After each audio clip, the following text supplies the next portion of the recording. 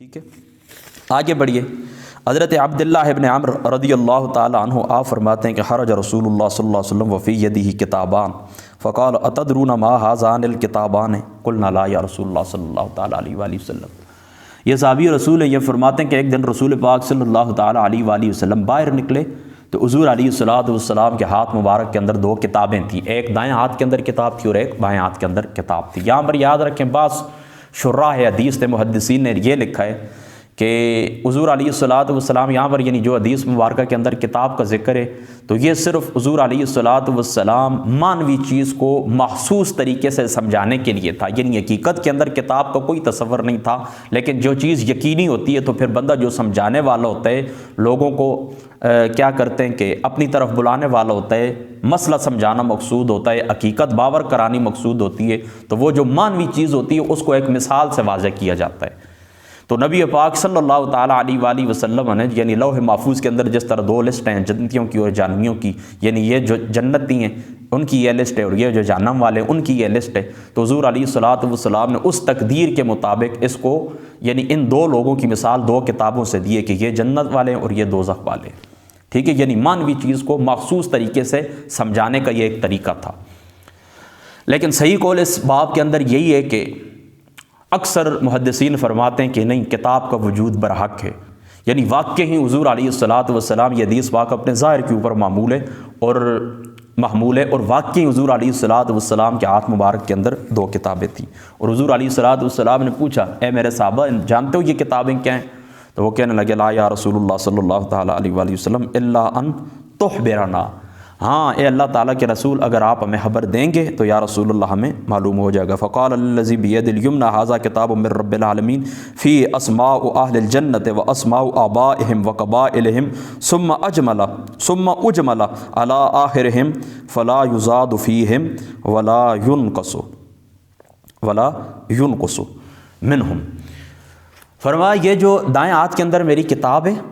دائیں ہاتھ کے اندر جو میرے دائیں ہاتھ کے اندر کتاب ہے، فرمایا اس کے اندر جنتیوں کے نام ہیں، ان کے آباء و اجداد کے نام ہیں اور اس کے قبیلوں کے نام ہیں، اور آخر کے اندر ان کے جمع ہو چکے ہیں۔ یعنی دیکھیں نا، جس طرح اعلی اصحاب جو ہوتے ہیں نا، جو ملٹری والے یا ریاضی والے، تو ان کا ایک قانون ہے کہ یہ کوئی چیز جمع کرتے ہیں تو پھر آخر کار ان کا وہ اعداد و شمار جو ہوتا ہے، مثال کے طور پر 1 2 4 نیچے آتے ہیں نا، تو پھر سب کو ایک جگہ کے اوپر ٹوٹل کر دیتے ہیں کہ یہ ٹوٹل اتنا ہو گیا، 30 روپے فلاں شخص کے، 50 فلاں شخص کے، 60 فلاں شخص کے، تو پھر آخر کار ٹوٹل وہ رقم نیچے جمع کر کے لکھ دیتے ہیں کہ ٹوٹل اتنی ہو گئی۔ تو یہ جو اعلی حساب ہیں، حساب ریاضی والے، ان کا یہ قانون ہے۔ تو اس قانون کے مطابق حضور علیہ الصلوۃ والسلام نے فرمایا کہ دیکھیں یہ کتاب ہے، اس کتاب کے اندر جنتیوں کے نام ہیں، نیچے ان کی ٹوٹل تعداد لکھی ہو کہ اتنے لوگ جنت کے اندر جائیں گے، اور حضور علیہ الصلوۃ والسلام نے فرمایا کہ اس کے اندر کسی قسم کی کمی بیشی نہیں ہو۔ ثم قال للذی فی شمالی، پھر حضور علیہ الصلوۃ والسلام نے بائیں ہاتھ والی کتاب دکھائی، ھذا کتاب من رب العالمین، فرمایا یہ بھی کتاب ہے اللہ تعالیٰ کی جانب سے، فی اسماء اہل النار و اسماء آبائہم و قبائلہم ثم اجمل علی آخرہم فلا یزاد فیہم ولا ینقص منہم ابدا۔ پھر حضور علیہ الصلوۃ والسلام نے فرمایا یہ جو بائیں ہاتھ کے اندر کتاب ہے، اس کتاب کے اندر جہنمی لوگوں کے نام ہیں، ان کے آباء و اجداد کے نام ہیں، ان کے قبیلوں کے نام ہیں، اور آخر کار ان کے لسٹ نیچے دی گئی ہے کہ اتنے لوگ ہیں جو جہنم کے اندر جائیں گے، نیچے ٹوٹل لکھا ہوا ہے اتنے لوگ جہنم کے اندر جائیں گے، اب اس میں بھی کمی بیشی کبھی بھی نہیں ہوگی۔ فقال اصحاب ففیم العمل یا رسول اللہ صلی اللہ تعالی علیہ وآلہ وسلم ان کان امر قد فرغ عنہ، اے اللہ تعالیٰ کے رسول جب اس معاملے سے فراغت حاصل ہو گئی ہے، یعنی جنتیوں کا جنتی ہونا، دوزخیوں کا دوزخی ہونا لکھ دیا گیا ہے، تو یا رسول اللہ پھر عمل کس لیے ہے؟ فقال سددوا وقاربوا، حضور علیہ الصلوۃ والسلام نے فرمایا اپنے عمل کو طریقہ حق کے مطابق ادا کرتے رہو اور اللہ تعالیٰ کا قرب تلاش کرتے رہو، اپنے اعمال کو طریقہ حق کے مطابق ادا کرتے رہو۔ علامہ طیبی رحمۃ اللہ تعالی علیہ، آپ نے مشکات شریف کی جو شرح کی اس کے اندر آپ نے یہ ترجمہ کیا ہے، سددوا وقاربوا، کیا کرو؟ حق کے مطابق اپنے اعمال بجا لاتے رہو، اور کیا کرو؟ اللہ تعالیٰ کا قرب تلاش کرتے رہو۔ فإن صاحب الجنت یختم له بعمل اہل الجنہ وإن عمل أي عمل وإن صاحب النار يختم له بعمل أهل النار وإن عمل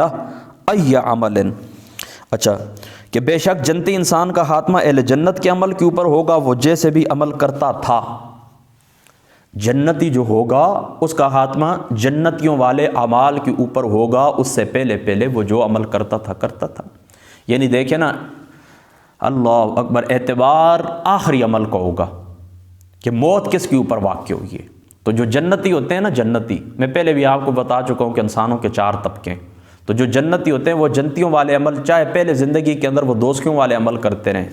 لیکن ان کی تقدیر کے اندر اللہ تعالیٰ نے لکھا ہے کہ یہ میں نے اہل جنت ہے، یہ جنت کے لیے میں نے پیدا کی ہے، تو ان کا خاتمہ کن اعمال کے اوپر ہوتا ہے؟ جنتیوں والے اعمال کے اوپر ہوتا ہے۔ اسی طرح اہل نار جو ہوتے ہیں، دوزخ والے جو ہوتے ہیں، جنہوں نے دوزخ کے اندر جانا ہوتا ہے،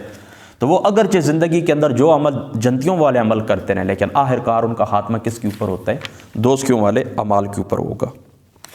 ثم قال رسول اللہ صلی اللہ تعالی وسلم بیدی فنبذہما، اچھا پھر رسول پاک صلی اللہ تعالی علیہ وآلہ وسلم نے دونوں ہاتھوں سے اشارہ فرمایا اور ان دونوں کتابوں کو حضور علیہ الصلوۃ والسلام نے پھینک دیا۔ ثم قال فرغ ربکم من العباد فریق فی الجنہ و فریق فی السعیر، یعنی یہ چیز قضاء تقدیر لکھ دی گئی ہے۔ میری بات آپ سمجھ گئے نا، قضاء اور تقدیر لکھ دی گئی ہے، اب کیا ہو سکتا ہے؟ کچھ بھی نہیں ہو سکتا۔ فریق فی الجنۃ و فریق فی السعیر، ایک فریق نے جنت کے اندر جانا ہے اور دوسرے فریق نے دوزخ کے اندر جانا ہے، ٹھیک ہے؟ تو اس میں بھی کوئی مشکل بات نہیں کہ جہاں پر میں اس کی شرح کروں، بس آسان سی بات ہے، یہ سارے جو معاملات ہوتے ہیں یہ تقدیر کا حصہ ہوتے ہیں، ٹھیک ہے؟ بس تقدیر، یہ تقدیر ہے،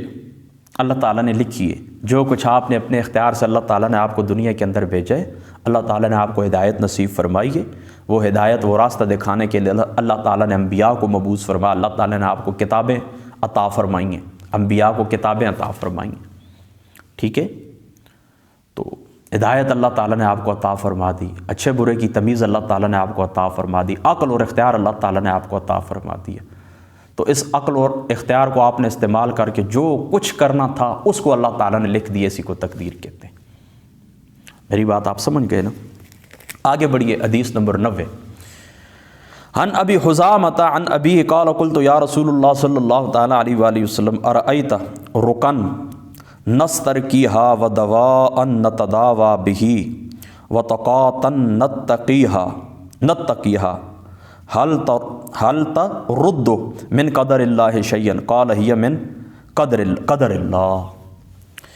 حضرت ابو حزامہ رضی اللہ تعالیٰ عنہ آپ فرماتے ہیں کہ وہ اپنے والد سے، حضرت ابو حزامہ اپنے والد سے روایت کرتے ہیں، تو ان کے والد کہتے ہیں، ان کے والد نے کہا کہ رسول پاک صلی اللہ تعالیٰ علیہ وآلہ وسلم کی بارگاہ میں عرض کیا، قلت یا رسول اللہ ارأیت رکن نسترکیہا ودواء نتداوی بہ، یا رسول اللہ صلی اللہ علیہ وسلم آپ بتائیں کہ ہم یہ جاڑ جو ہم کرتے ہیں، جاڑ پھونک جو ہم کرتے ہیں، یعنی دم درود تعویذ وغیرہ جو کچھ ہم کرتے ہیں، یا دوا جس سے ہم علاج کرتے ہیں، ٹھیک ہے، یا جو ہم پناہ ڈھونڈتے ہیں، احتیاط کرتے ہیں، تقوی کرتے ہیں، اپنے آپ کو بچاتے ہیں، تو یہ کام اللہ تعالیٰ کی تقدیر کو پھیر سکتے ہیں؟ تو حضور علیہ الصلوۃ والسلام نے فرمایا یہ ساری باتیں جو آپ نے ذکر کی ہیں یہ تقدیر کے اندر شامل ہیں۔ یہ ساری باتیں، یعنی آپ نے کہا نا کہ اے اللہ تعالیٰ کے رسول ہم یہ میڈیسن استعمال کرتے ہیں، پہلے ذکر کیے تعویذ کا، دم درود کا، تو اے اللہ تعالیٰ کے رسول ہم پھونک لگاتے ہیں، پھر محدث دہلوی نے اس کی شرح کے اندر لکھا ہے ہم تعویذ گلے کے اندر ڈالتے ہیں۔ تو اس سے یہ بات بھی معلوم ہوئی ہے کہ یہ تعویذ دم درود یہ صحابہ پاک کے زمانے کے اندر معمول تھا، اور محدث دہلوی صاحب رحمۃ اللہ تعالیٰ علیہ آپ نے اشرۃ اللمعات کے اندر اس کی شرح کے اندر لکھتا ہے کہ ہر وہ درود، ہر وہ تعویذ، وہ اگر اللہ تعالیٰ کے قرآن سے ہو اور معصورہ دعاؤں سے ہو، اللہ کے قرآن سے ہو اور معصورہ دعاؤں سے ہو، تو فرما وہ تعویذ درست ہے، ورنہ وہ تعویذ کیا ہے؟ حرام ہے۔ بس سادی سی بات، تعویذ کے باب میں آپ نے سادی سی بات یہ یاد رکھنی ہے کہ تعویذ اللہ تعالیٰ کے قرآن سے، رسول اللہ کی معصورہ دعاؤں سے ہو، رسول پاک صلی اللہ تعالیٰ علیہ وآلہ وسلم کی سنت سے ہو، دعائے معصورہ سے ہو، تو وہ تعویذ درست ہے، ورنہ وہ تعویذ کیا ہے؟ حرام ہے۔ تو صحابی رسول عرض کرنے لگے یا رسول اللہ جو تعویذ کرتے ہیں، دم درود کرتے ہیں، یا جو علاج معالجہ کرتے ہیں میڈیسن کے ذریعے کرتے ہیں، یا پھر احتیاط کرتے ہیں، اس احتیاط میں دو باتیں شامل ہیں۔ ایک تو کھانے پینے کے اندر اختیار کرنا کہ فلاں چیز ہم نے کھانی ہے، فلاں چیز نہیں کھانی، فلاں بیماری کے اندر ہم مبتلا ہیں تو فلاں چیز کھائیں گے، جس طرح حضرت علی المرتضیٰ رضی اللہ تعالیٰ عنہ آپ سے مروی وہ روایت بھی موجود ہے کہ حضرت علی المرتضیٰ رضی اللہ تعالیٰ عنہ آپ جس وقت بیمار تھے تو ایک گھر کے اندر دعوت کے لیے حضور کے ساتھ گئے تو وہ کھجوریں، تار کھجوریں حضور علیہ الصلوۃ والسلام نے پکڑی تو حضرت علی کو فرمایا کہ نہیں تم نہیں کھاؤ، تمہارے لیے یہ بہتر نہیں ہے کہ تم کمزور ہو، ابھی بیماری سے اٹھے ہو۔ اس روایت کا میں خلاصہ آپ کو سمجھاتا ہوں۔ تو حضور علیہ الصلوۃ والسلام نے ان کو نہیں کھانے دی کھجوریں، آپ نے حضرت مولا مرتضیٰ کو نہیں دی، لیکن بعد میں اسی صحابیہ نے جس وقت حضور علیہ الصلوۃ والسلام کو وہ پیش کیا دوسرا کھانا یعنی چقندر وغیرہ، تو پھر حضور علیہ الصلوۃ والسلام نے فرمایا یہ تمہارے لیے مقوی غذا ہے، یعنی یہ تمہارے دل کو، تمہارے جگر کو یہ تقویت دے گی۔ ٹھیک ہے، تو یہ جو دوائیں ہم کھاتے ہیں بیماری جو ہوتی ہے تو اس کے حساب سے پرہیز بھی ہوتا ہے۔ تو تیسری چیز انہوں نے جو پوچھی ہے وہ پوچھی ہے کیا، اے اللہ تعالیٰ کے رسول ہم جو پرہیز وغیرہ کرتے ہیں، ٹھیک ہے، اور پرہیز کا دوسرا معنی کیا ہے، یہ جنگ کے اندر ہم جاتے ہیں نا تو جو ہم اس طرح کرتے ہیں کہ آگے ڈال وغیرہ بنواتے ہیں، ہتھیار وغیرہ بنواتے ہیں اپنی حفاظت کے لیے، اور اسی طرح اپنی حفاظت کے لیے مکان وغیرہ بنوانا، اپنی حفاظت کرنا، تدابیر اختیار کرنا، بس سادی سی بات یاد رکھ لیں، تدبیریں اختیار کرنا اپنی حفاظت کے لیے، تدبیریں اختیار کرنا۔ تو یا رسول اللہ جو کچھ ہم یہ کرتے ہیں تو پھر کیا یہ چیزیں تقدیر کو ٹال سکتی ہیں؟